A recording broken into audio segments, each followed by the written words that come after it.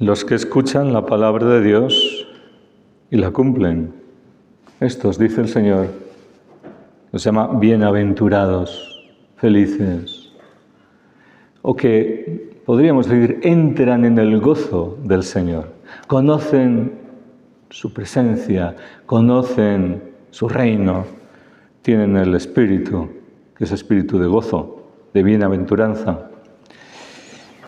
Estos, en otra ocasión, el Señor lo aplicó también a aquellos que dice: estos son mi madre y mis hermanos, los que escuchan la palabra de Dios y la cumplen. Y tenemos a su madre como nuestra madre, como nueva Eva, que engendra este nuevo linaje, el linaje de la fe, de la vida en el Espíritu. El cuerpo místico de Cristo, la Iglesia naciente, que se está extendiendo por toda la tierra, adhiriéndose a Él, injertados en su cuerpo, nuevos hermanos. Estos son mi madre y mis hermanos. Nuevos hermanos, aquellos que escuchan la palabra de Dios y la cumplen. Aquellos que nacemos a la vida nueva por la gracia y respondemos a esta llamada, a la misericordia de Dios que nos ha visitado. Y Dios sigue actuando, sigue extendiendo su reino en la tierra. Su cuerpo místico va creciendo bajo el amparo y la maternal protección de su Madre y nuestra Madre Santísima. En los inicios de la Iglesia, en los tiempos apostólicos, apenas 7 años después de la pasión, muerte, resurrección y glorificación de Cristo, la Virgen, estando todavía en Jerusalén, en casa de Juan, más tarde cambiaron su residencia a Éfeso, sabemos, pero estando todavía antes de su asunción en la tierra, estando en la tierra, si fue en bilocación o cómo fue, no sabemos, pero se presentó en España. Vino a Cesar Augusta, a Zaragoza, a acompañar, a alentar, a consolar, a confirmar en su misión a Santiago, el hermano de Juan, el primer apóstol mártir, que murió poco después en Jerusalén y cuyos restos están aquí, que yo tuve la oportunidad de visitar hace justo una semana. Estuve en el sepulcro de Santiago apóstol. Pues bien, en estos tiempos del inicio de la predicación apostólica, del inicio de la extensión de la Iglesia por todas las naciones, España ocupaba un lugar especial porque cerca de donde está la tumba del apóstol Santiago está Finisterre, el fin de la tierra. Es decir, para los romanos era el final del mundo conocido, en este extremo del mundo, ¿verdad? Después el océano y no se sabía más. Y aquí, a este final de la tierra, quisieron llegar los apóstoles. Y llegaron Santiago, San Pablo, lo anunció en sus cartas y seguro que fue así. Y ciertamente tenía un significado especial su presencia aquí, llegar en cumplimiento de la palabra de Cristo hasta los confines de la tierra. Les dijo que anunciasen el Evangelio en Jerusalén, en toda Judea, en Samaria y hasta los confines de la tierra. Y aquí está un confín de la tierra, y vinieron aquí. Ciertamente, llegar hasta los confines de la tierra supone combate espiritual, es decir, arrebatar, conquistar para el reino de Dios territorio donde Satanás, el príncipe de este mundo, tenía sus cautivos y no quería perder esa situación.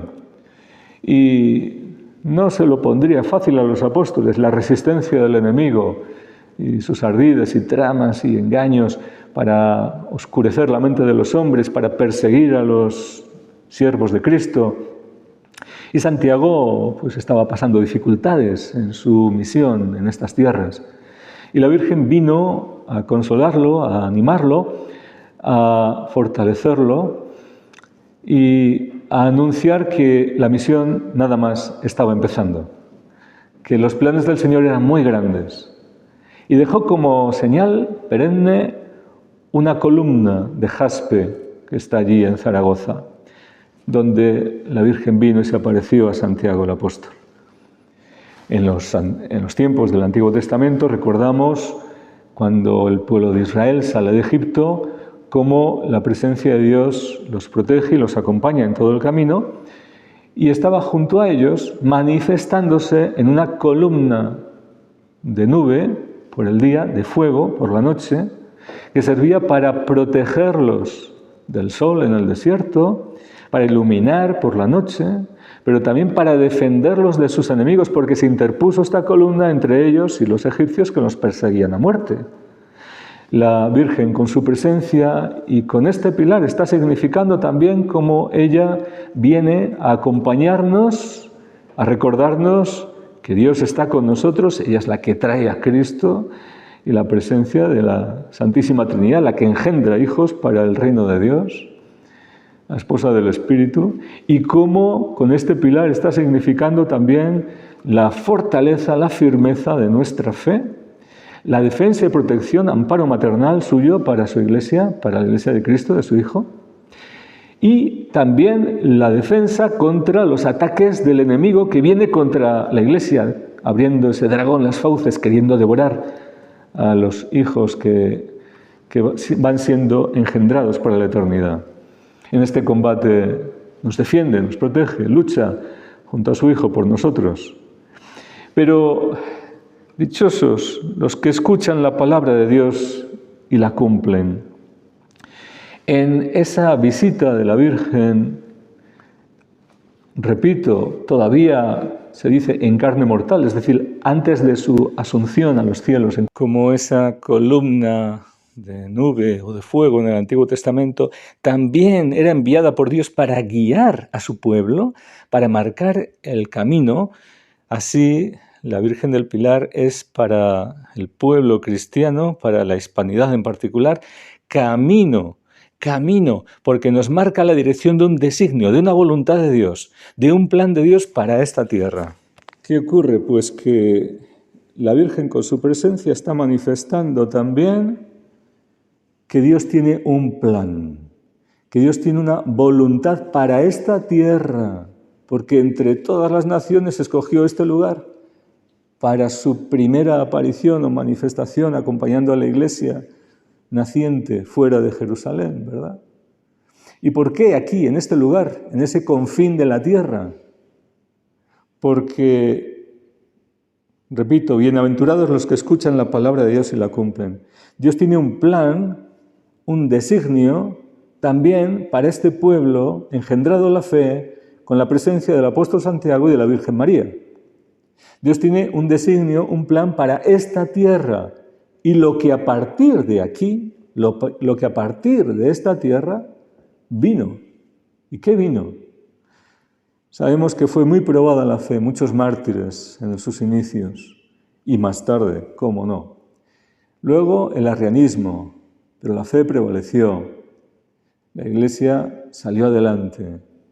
Luego vinieron los musulmanes, la invasión musulmana, 800 años de reconquista, y finalmente, cuando la unidad de los cristianos vence para la unidad de la fe en estas tierras, se abre una puerta inmensa para la evangelización, para llevar el Evangelio a ese nuevo mundo, América, justo ese mismo año. Y hoy no solo es la Virgen del Pilar, sino es el Día de la Hispanidad, que en muchos países se llama el Día de la Raza, de este encuentro que ha generado multitud de hijos de Dios para el reino de Dios. Había un designio en ese pueblo forjado en las tribulaciones, en las persecuciones, naciendo a la fe en medio de todas esas dificultades, pero con la presencia y el apoyo maternal de la Virgen y su defensa. Y ese designio no ha terminado. Es decir, la cristiandad que se ha plasmado especialmente de una forma muy en los planes de Dios, en la hispanidad, sigue viva, no ha terminado. Y se cumplirá aquí aquella promesa del Sagrado Corazón de Jesús al beato Bernardo de Hoyos.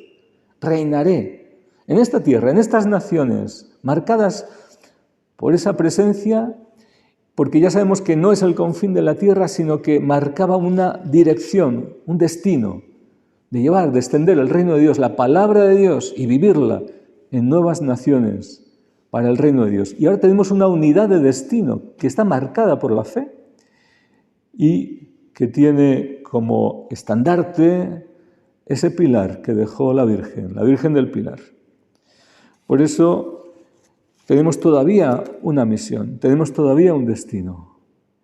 Y la fe prevalecerá, y la unidad de la fe prevalecerá contra todos los vientos y dificultades de estos tiempos que estamos atravesando. Y el Señor será glorificado en medio de un pueblo grande que está haciendo, que está formando, en esta tierra que todavía le tiene que servir, con lo que los apóstoles nos dejaron, con la columna de la fe, de la esperanza, del amor, de la vida divina y la protección de la Virgen. Por eso estamos de fiesta, por eso honramos a la Virgen y por eso tenemos una responsabilidad, una misión de responder a este encargo, de ser testigos de Cristo y de llevar el Evangelio para completar esa llamada hasta los confines de la tierra. Y aquí Cristo tiene que reinar, ser el Señor y ser glorificado, ser conocido por todos. Así sea.